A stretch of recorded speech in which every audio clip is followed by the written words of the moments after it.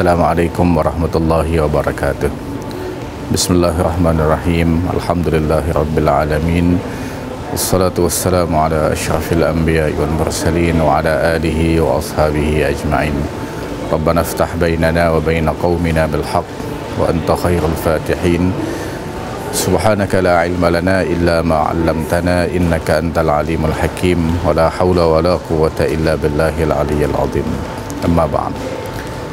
Qala Allah subhanahu wa ta'ala fil Qur'anil Karim, a'udzu billahi minasyaitonir rajim. Bismillahirrahmanirrahim. Syahrul Ramadan alladzi unzila fihi al-Qur'an hudan lin-nasi wa bayyinatin minal huda wal furqan. Sidang penonton yang dikasihi dan dirahmati Allah Subhanahu wa taala sekalian.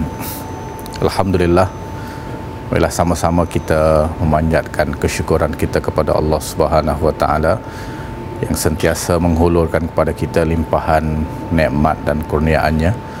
Dan antara nikmat yang sangat besar yang Allah Subhanahu wa taala berikan kepada kita ialah nikmat Allah Subhanahu wa taala masih lagi memberikan kepada kita peluang untuk sama-sama kita hidup di dalam bulan Ramadan Al-Mubarak, bulan yang disebut oleh Rasulullah sallallahu alaihi wasallam sebagai penghulu sayyidus syuhur Ramadan. Penghulu bagi segala bulan adalah bulan Ramadan, bulan yang mempunyai banyak kelebihan, bulan yang mempunyai banyak keistimewaan yang sengaja Allah Subhanahu wa taala sediakan kepada kita umat Islam.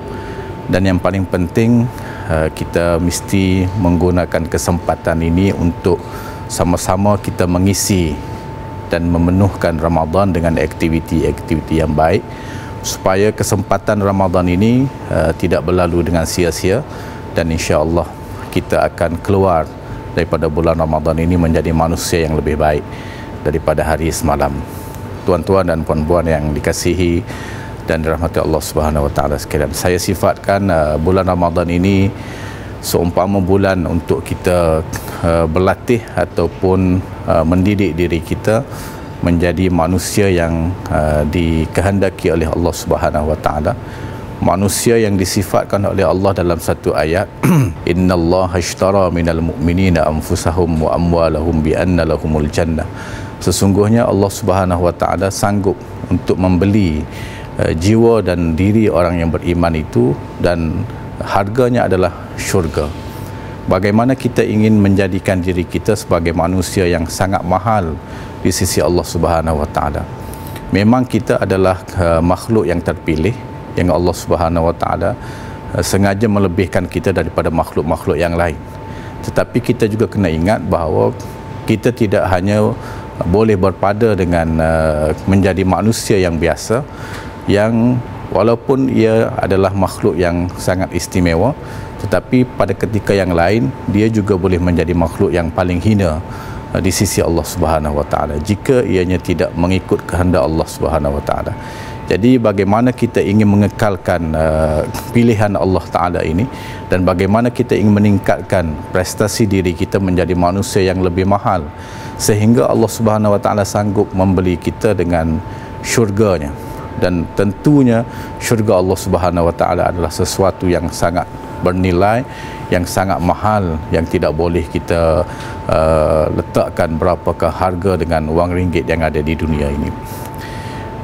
Kalau kita ingin melihat contoh yang mudah untuk difahami, misalnya saya ingin berikan contoh yang nyata, bagaimana kita melihat pemain-pemain bola sepak misalnya, bagaimana mereka boleh menjadi pemain yang mahal, yang sanggup dibeli oleh satu kelab dan berpindah ke satu kelab yang lain dengan harga yang begitu mahal. Contoh yang boleh jadi yang sangat realistik, Cristiano Ronaldo pernah menjadi bintang yang paling mahal di dunia, dibeli oleh kelab Real Madrid dengan harga hampir setengah bilion ringgit Malaysia. Adakah hanya setakat dia bermain bola sepak saja, ataupun dia menjadi mahal kerana kemahiran yang ada padanya, yang membolehkan dia menyumbangkan gol yang banyak pada setiap pasukan yang diwakilinya? Sudah tentu prestasi dan juga kualiti yang ada pada dirinya itulah yang menjadikan dirinya sangat mahal. dan bagaimana dia boleh membentuk dirinya menjadi seorang yang sangat hebat dalam bidang bola sepak.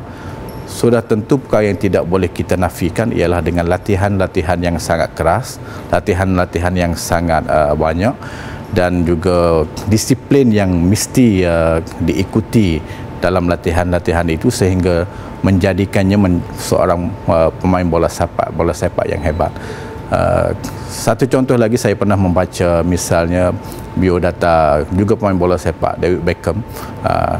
Dia dilabelkan sebagai seorang pemain bola sepak yang sangat terkenal dengan sepakan percumanya. Dan disebut bagaimana dia boleh menjadi sehebat itu. Dia mengatakan bahawa setiap hari dia adalah orang yang pertama datang ke padang latihan dan orang yang terakhir pulang daripada padang itu. Dan dia melakukan latihan sepakan percuma sahaja sebanyak 1000 kali sepak ataupun 1000 kali sepakan satu hari. Jadi tidak hairan bagaimana dia boleh menjadi pemain sehebat itu dengan latihan yang begitu keras. Begitulah juga kita sebagai manusia mukmin. Adakah kita boleh menjangkakan bahawa kita akan menjadi hebat hanya semata-mata kita sudah mengucapkan 2 kalimah syahadah, ataupun semata-mata kita sudah melakukan ibadat-ibadat yang rutin dan biasa? Sedangkan Allah Subhanahu Wa Taala sendiri mengingatkan kepada kita, ahasiban nasu ayyutraku ayyaqulu amanna wa hum la yuftanun. Adakah manusia itu menyangka bahawa dia akan dibiarkan oleh Allah Subhanahu Wa Taala begitu sahaja apabila dia mengatakan dia beriman kepada Allah tanpa diuji dan dicoba? Tujuan Allah Subhanahu Wa Taala menguji kita adalah untuk menaikkan martabat kita, untuk menaikkan maqam kita, untuk menjadikan kita manusia yang lebih baik daripada masa ke semasa. Jadi bulan Ramadan yang kita tempuhi ini adalah satu medan untuk kita melatih diri kita, meletakkan diri kita sebagai orang yang ditarbiyah, orang yang dididik, supaya kita dapat lahir selepas daripada Ramadan ini menjadi manusia yang lebih hebat. Misalnya dalam bulan Ramadan ini, ayat yang saya bacakan dalam mukaddimah tadi menggambarkan betapa Allah Subhanahu Wa Taala memberitahu kita bulan Ramadan adalah bulan di mana Allah Taala telah menurunkan kepada kita Al-Quran. Dengan arti kata lain, di bulan ini seolah-olah Allah Subhanahu Wa Taala ingin menyatakan bahawa bekalan yang paling baik untuk kita hidup bersamanya adalah Al-Quranul Karim. Tidak logik jika sekiranya seorang Muslim hidup di bulan Ramadan, tiba-tiba dia mengabaikan Al-Quran, sama ada untuk dibaca, untuk difahami ataupun untuk diamalkan. Jadi kita kena gunakan kesempatan ini untuk betul-betul mendekatkan diri kita dengan Al-Quranul Karim. Saya pernah diberitahu oleh seorang rakan berkaitan dengan seorang tokoh yang hebat dalam bidang Al-Quranul Karim. Jika disebut namanya boleh jadi kita pun kenal, Syekh Muhammad Jibril, seorang imam daripada Mesir yang sangat terkenal dengan kelancaran bacaan Al-Qurannya apabila dia menjadi imam dan kemerduan suaranya.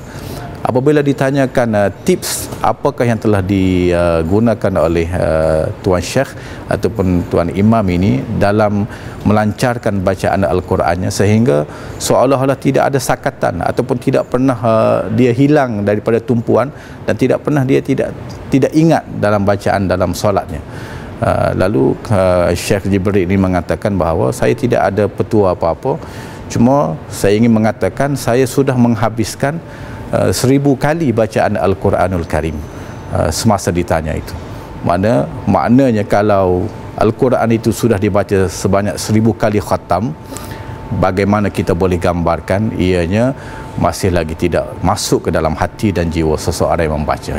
Jadi insya-Allah kita boleh mengambil kesempatan yang ada ini untuk kita mendekatkan diri kita dengan Al-Quran, dan yakinlah Al-Quran itu adalah panduan yang Allah Subhanahu Wa Taala sengaja berikan kepada kita untuk kebaikan kehidupan kita di dunia ini, lebih-lebih lagi untuk kita berjumpa dengan Allah Subhanahu Wa Taala di akhirat nanti. Jadikan Ramadan ini sebagai Ramadan yang paling baik dalam kehidupan kita, dan insya-Allah kita keluar daripada Ramadan menjadi bintang yang akan dibeli oleh Allah Subhanahu Wa Taala dengan semahal-mahal harga, iaitu syurga yang Allah Taala janjikan di akhirat nanti insya-Allah.